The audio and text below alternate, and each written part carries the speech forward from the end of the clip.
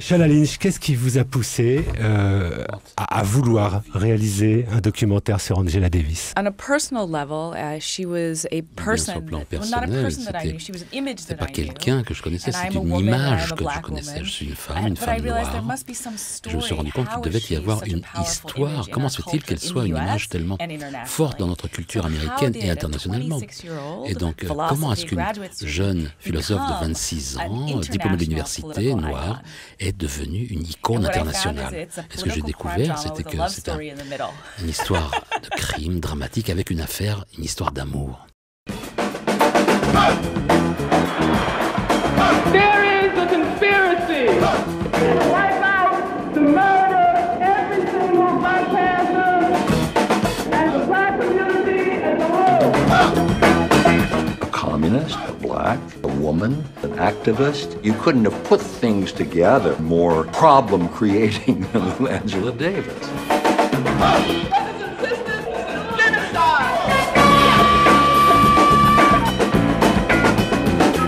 That was just the beginnings of the Black Panthers. We have to talk about being radical. The system is rotten at its core. Reagan believed that she was dangerous. Two of the guns were bought by Angela Davis. Everybody had a file on it. FBI has put black militant Angela Davis on its list of the 10 most wanted fugitives. What they're doing to her is an exaggerated form of what happens to black people in this country. And they're saying people have to fly right and be good niggas. It's because they wanted to break me. It was David and Goliath, and Angela was David. There was enormous feeling for Angela everywhere in the world. We know that she is innocent. The movement to free all political prisoners is growing every day. Black power means dignity! During that period, the revolution was right around the corner, and we had to do everything we could to usher it in. In a way, this De story cette façon-là, is d'une not certaine manière, believable, cette but histoire est it's absolument true. incroyable, mais elle est vraie. She's not believable, but Elle est she's incroyable, true. mais elle est véritablement vraie. C'est une personne exceptionnelle que nous recevons aujourd'hui au micro de TSF Jazz, une personne qui a déclenché au tournant des années 70 un grand mouvement international pour sa libération et qui aujourd'hui encore est une figure emblématique de cette histoire des Noirs américains que notre radio, c'est sa raison d'être, célèbre en permanence en diffusant du jazz, en diffusant ce que le saxophoniste Archie Shepp appelle la Great Black Music. Bonjour Angela Davis. Bonjour.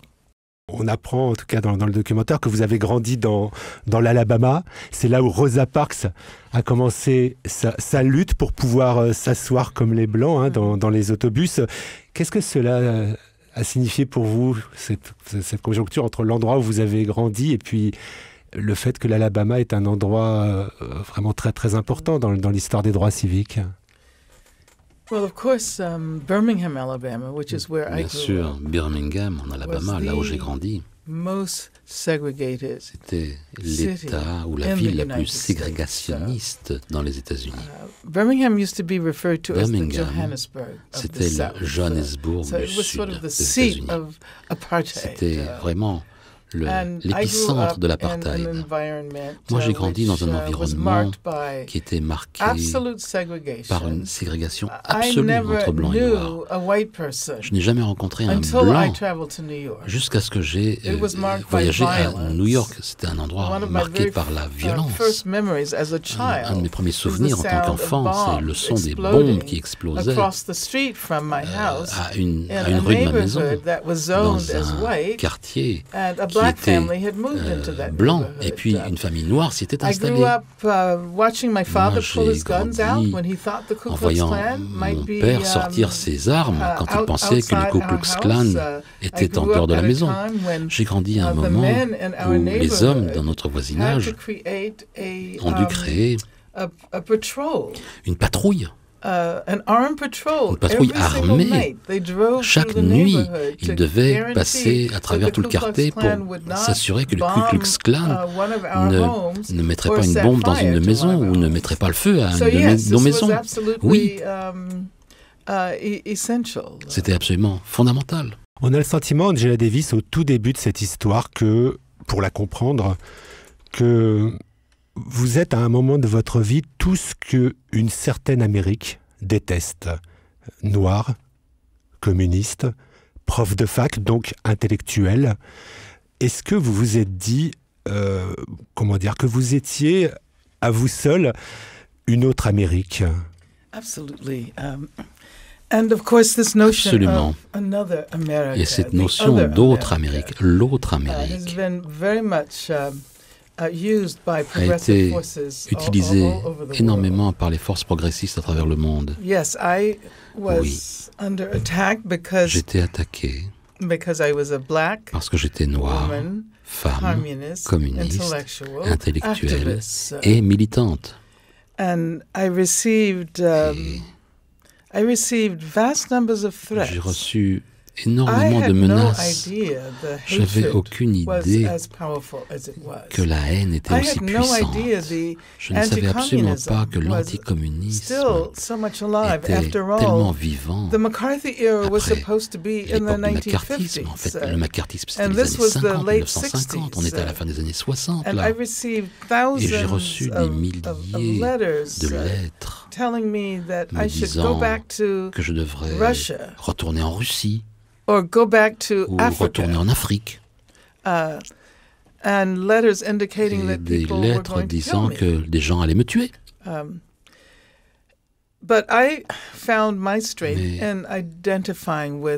je me suis identifié avec l'autre Amérique. Je me suis identifié au mouvement des travailleurs. Je me suis identifié au mouvement communiste avec les Noirs qui luttaient pour la liberté, et je me suis identifié au mouvement émergent, mouvement féministe émergent. Comment êtes-vous passé du communisme au féminisme? Je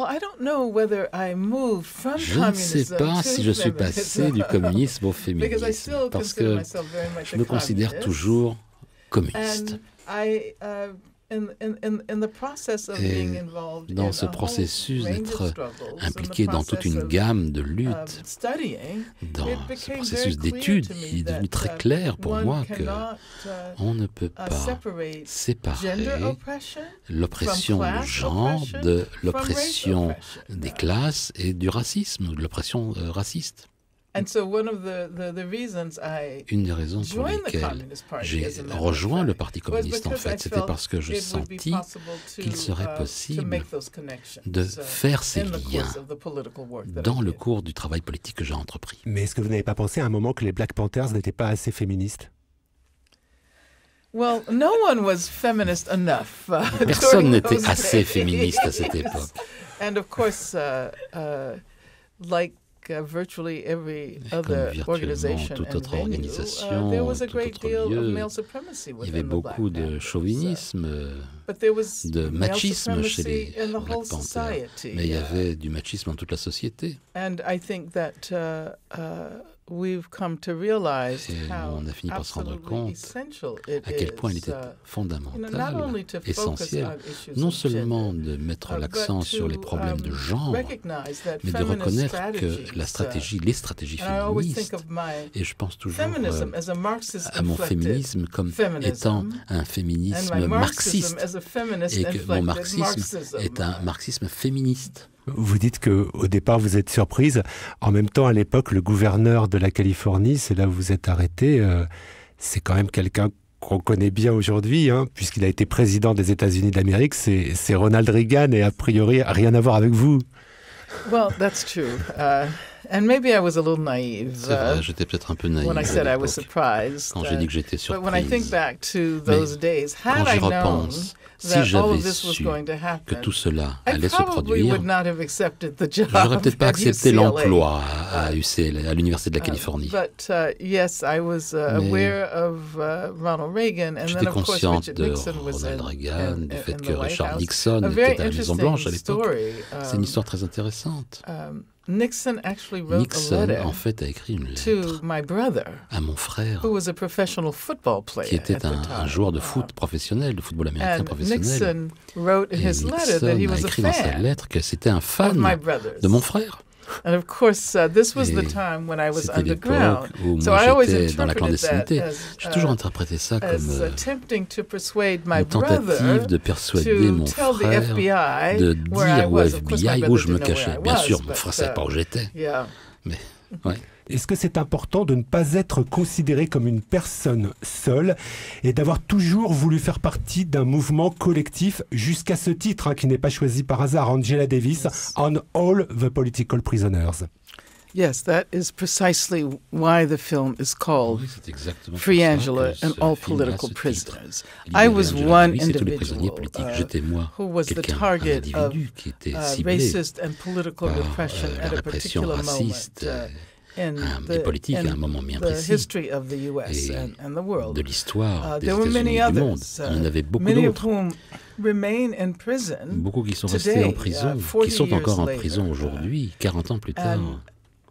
I have reconciled myself to this image that has become, en fait, je me suis fait à cette image a way of referring to the fact une façon de se référer au fait que des gens à travers les États-Unis, à travers l'Europe et surtout ici en France, à travers le monde, ont rejoint cette campagne pour ma libération. Et en même temps, on imagine à quel point vous avez eu peur pendant toute cette période. Et la peur, c'est un sentiment individuel. Vous étiez pourchassé, vous avez risqué la peine de mort après avoir été accusé de complicité de meurtre lors d'une tentative d'évasion de prisonniers politiques noirs. La peur, il n'y a que vous qui la ressentiez. Il n'y avait plus rien de collectif, j'imagine, à ce moment-là. Well, yes, it was a very... scary moment. Oui, c'était un moment très effrayant. J'ai eu cette expérience de la peur, mais je n'y ai pas succombé à cette peur. J'aime bien ce qu'Andrew Lord dit, la capacité de traverser sa peur. Donc je n'étais pas immobilisé par cette peur, exactement parce que je me sentais lié à tous ces gens qui étaient impliqués dans cette même bataille pour la justice sociale, telle que moi-même. Au croisement de l'individuel et du collectif, on voit l'écrivain et poète Jean Genet qui parle en votre faveur. Et Jean Genet a dit que la révolution est impossible sans la poésie des révoltes individuelles. Que pensez-vous de cette idée? Well, first of all, let me say how much I loved Jean Genet. Je dois dire à quel point j'ai aimé Jean Genet. Let me point out that I first met Jean Genet rencontré Jean Genet pour la première fois en 1969, lorsqu'il est venu illégalement aux États-Unis. Il a franchi la frontière illégalement du Canada vers les États-Unis parce qu'il voulait soutenir des membres du parti Black Panther, les Panthères noirs, qui étaient des prisonniers politiques à l'époque. Et moi, je suis devenu son interprète de conférence, le traduire. Donc j'ai passé beaucoup de temps avec lui.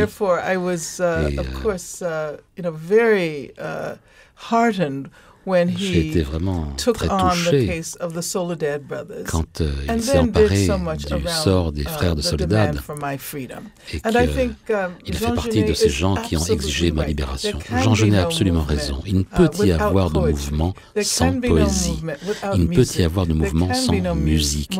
Il ne peut y avoir de mouvement sans art. Alors dans ce documentaire, et on y est très sensible dans une radio comme TSF Jazz, on entend notamment la musique de Max Roach, et plus précisément le fameux triptyque de l'album qu'il a fait avec Abe Lincoln, We Insist, au début des années 60.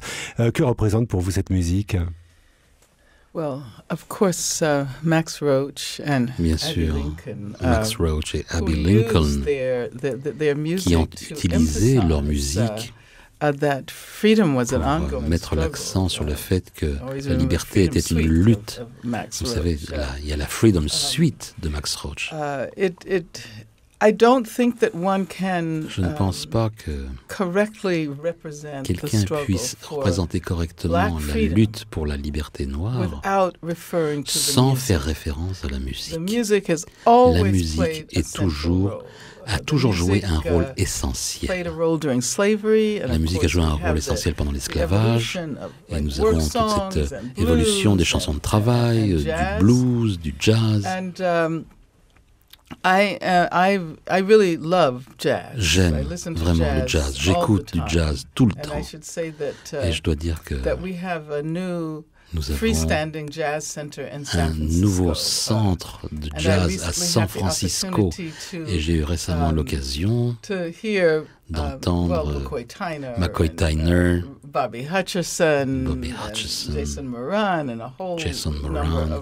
et tout un grand nombre de musiciens de jazz. Mais j'étais frappé quand j'ai entendu Bobby Hutcherson. Il avait aussi enregistré une chanson qui est devenue populaire à l'époque où j'étais en prison. C'était Ode à Angela, Ode to Angela. Est-ce que ça veut dire que vous pensez que le jazz est une musique de révolte et de libération? Oh, absolutely. Mais absolument, oui. And I can tell you that je peux vous dire que my voice is on a relatively recent jazz album. Voix est sur un album de jazz publié récemment. It's a CD by Terry Lynn Carrington.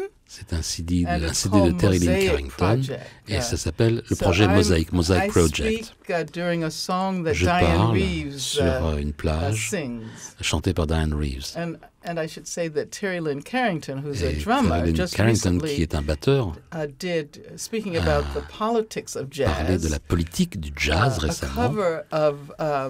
A cover of Duke Ellington's a fait une reprise de Money Jungle de Duke Ellington, un album que Ellington a enregistré il y a 50 ans avec Charlie Mingus et Max Roach. And so that is an album that I would encourage you to listen to. Que je vous encourage à écouter parce que c'est sur la crise d'aujourd'hui, la crise financière, la lutte pour l'égalité. Vous avez aussi publié un ouvrage qui mérite, je crois, d'être redécouvert, Blues Legacies on Black Feminism. Vous parliez, je crois, de Bessie Smith, de Billie Holiday. Que représentent ces chanteuses pour vous? Well, as I said, much of the history of the presence of une grande partie de l'histoire de la présence des Africains américains aux États-Unis peut être découverte à travers l'évolution de la musique noire. Mais aussi, ce sont des femmes. Especially looking at women. En considérant spécifiquement les femmes. Quand j'ai écrit ce livre, Blues Legacies and Black Feminism, c'est parce que j'avais écrit avant un livre, Women, Race and Class, qui prenait en compte la contribution des femmes à la conscience féministe.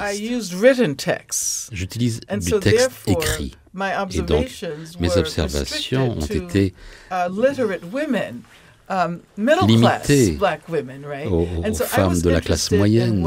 Mais moi, ce qui m'intéressait, c'était ce que les femmes de la classe ouvrière avaient à dire sur les problèmes du genre, sur la violence familiale, domestique. Et quand j'ai regardé ce que faisaient Ma Rainey, Bessie Smith, Billie Holiday, j'ai découvert un monde qui était complètement différent des positions que moi, je pensais être celles simplement des femmes de la classe moyenne sur les problèmes féministes. Et je me suis rendu compte que certains des problèmes que le mouvement féministe n'avait pas pris en compte avant les années 60-70, eh bien, peuvent être découverts dans cette musique des années 20 et 30. Et ça veut dire, par exemple, que pour Billie Holiday, c'est pas seulement la Billie Holiday de Strange Fruit qui vous intéresse? Yes, and let me tell you a very interesting story about. Je voudrais vous raconter une histoire intéressante sur Strange Fruit. The poem Strange Fruit Ce poème, Strange Fruit, a été écrit par un homme qui avait adopté les enfants de Julius et Ethel Rosenberg. Et c'était l'occasion pour moi de refaire le lien avec eux. Je suis allé au lycée avec les enfants Rosenberg, des Rosenberg. Donc quand j'ai écrit ce livre et quand j'ai commencé à écrire ces méditations sur Strange Fruit, j'ai réfléchi à tous les liens, principalement les liens de lutte. Et j'ai découvert une Billie Holiday qui était très très impliquée.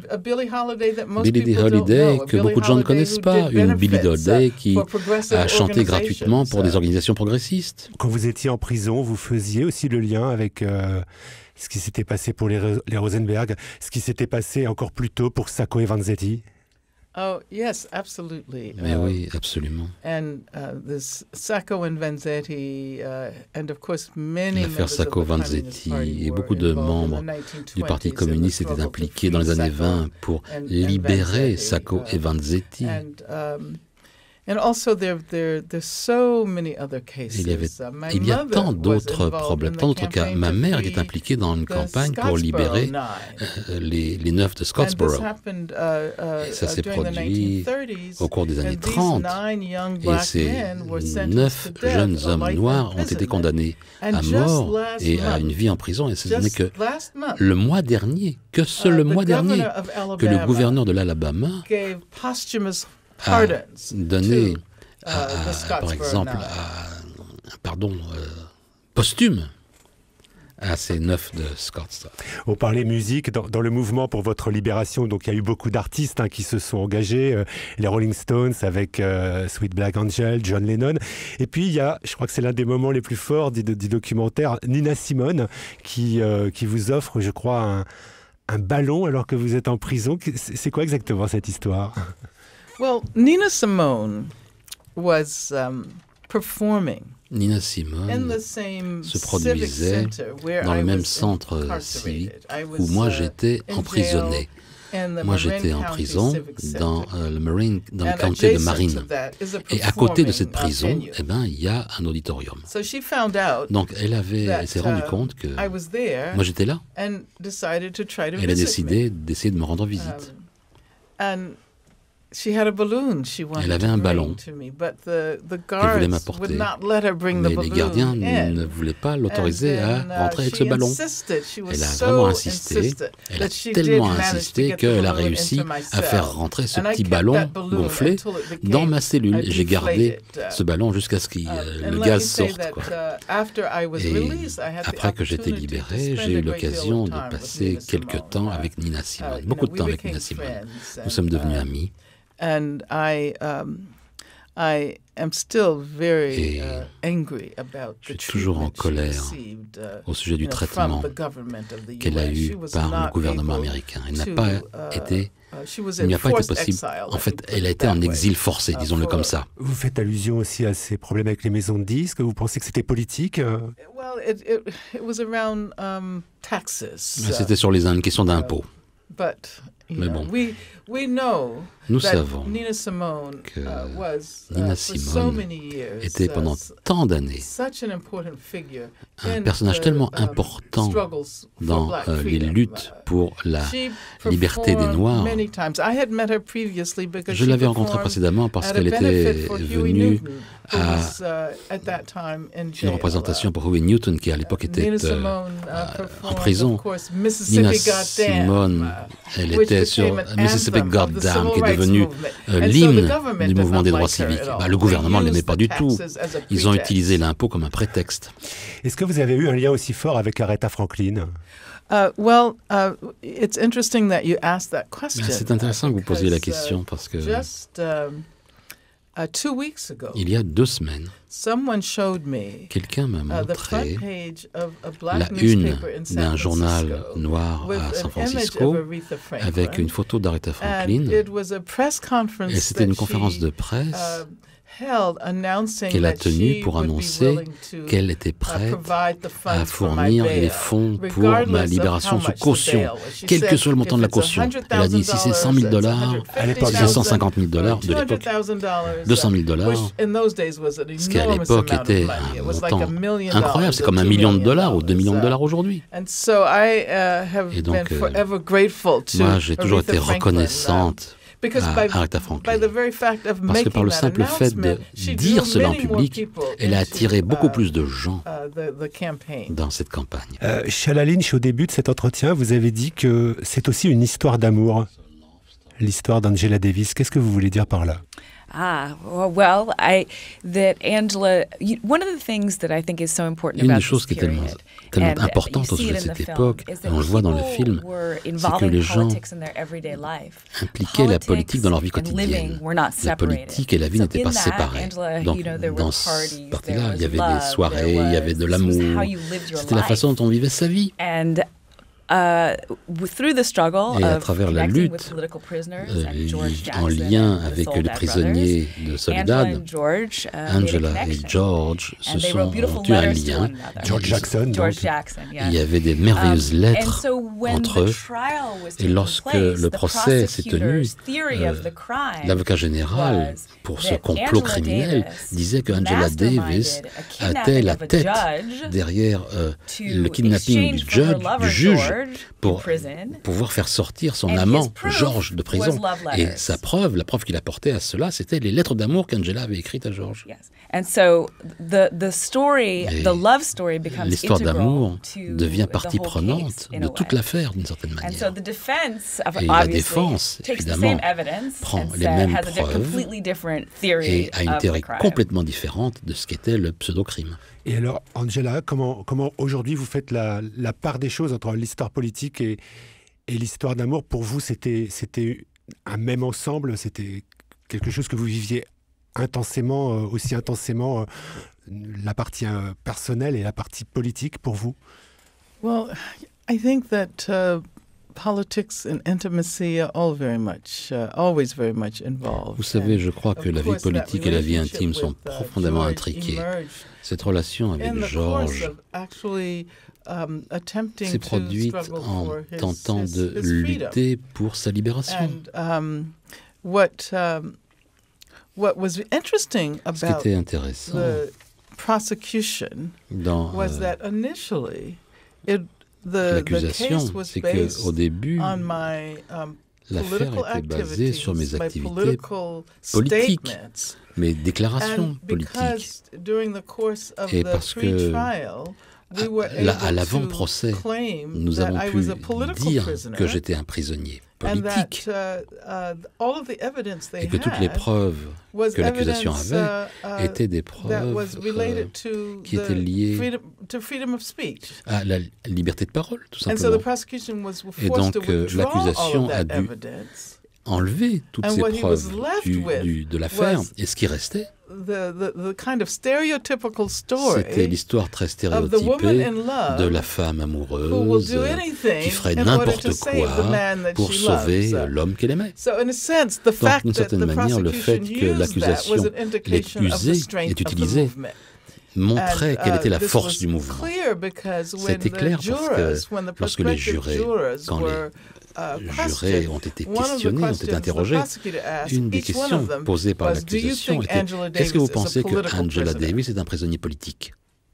Et vous pensez que Barack Obama président, c'est un résultat de votre lutte? Absolument.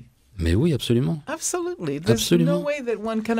Aucune autre façon d'imaginer une élection d'un Barack Obama s'il n'y avait pas eu cette lutte longue pour la liberté, cette lutte pour les droits civiques et pour d'autres libertés.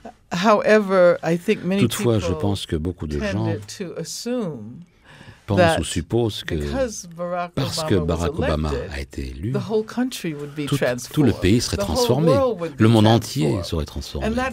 Et ça ne s'est pas produit. Les États-Unis sont toujours le même État raciste, impérialiste, fauteur de guerre.